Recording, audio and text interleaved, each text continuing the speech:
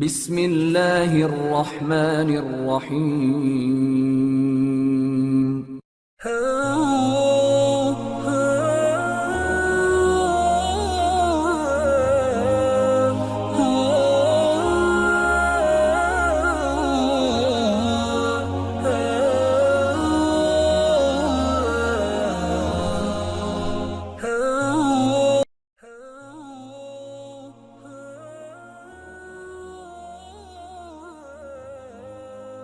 نبی کریم علیہ الصلوۃ والسلام کی ذات اقدس کے حوالے سے سلسلہ پنجتنی نے نوجوان نسل کی بہتر رہنمائی اور آگاہی کے لیے ایک سلسلے وار پروگرام حضور نبی کریم علیہ الصلوۃ والسلام کی امت کے لیے لمحہ فکریہ کے عنوان سے ترتیب دیا ہے۔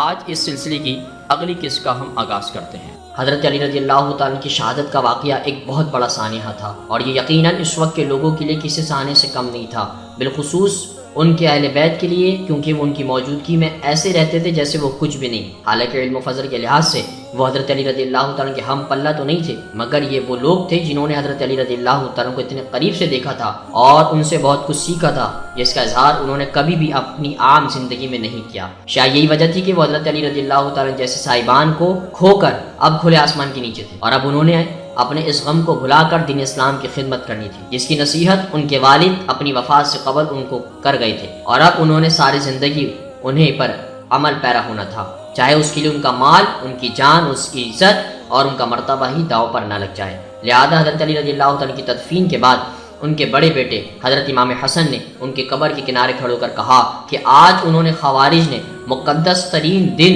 جمعہ میں ایسے شخص کو قتل کیا ہے جو اللہ کے نبی علیہ السلام کے ساتھ اس وقت سے تھے جس دن ان پر قرآن مجید کی پہلی بار نازل ہوا تھا، اور اگر اللہ کے نبی علیہ السلام کو ان کو کسی کام پر کہیں بھیجتے تو اس وقت ان کے ایک طرف فرشتہ حضرت جبرائیل ایک آپ کے دائیں کی طرف اور سوار ہوتے، اور دوسرا فرشتہ حضرت میکائیل علیہ السلام ان کے بائیں ہاتھ کی طرف سوار ہوتے۔ خدا کی قسم، علی جیسا ان سے پہلے آیا ہے، نہ کوئی اس سے آگے آئے گا، اور جو ان کے بعد آئے گا وہ ان کی خاک کو بھی نہیں پا سکے گا۔ معزز دوستو، آج کی گفتگو کا اختتام ہوا۔ انشاءاللہ کل آپ سے پھر ملاقات کریں گے ایک نئے ذکر اور فکر کے ساتھ۔ اپنا بہت سارا خیال رکھیے گا۔ اللہ حافظ۔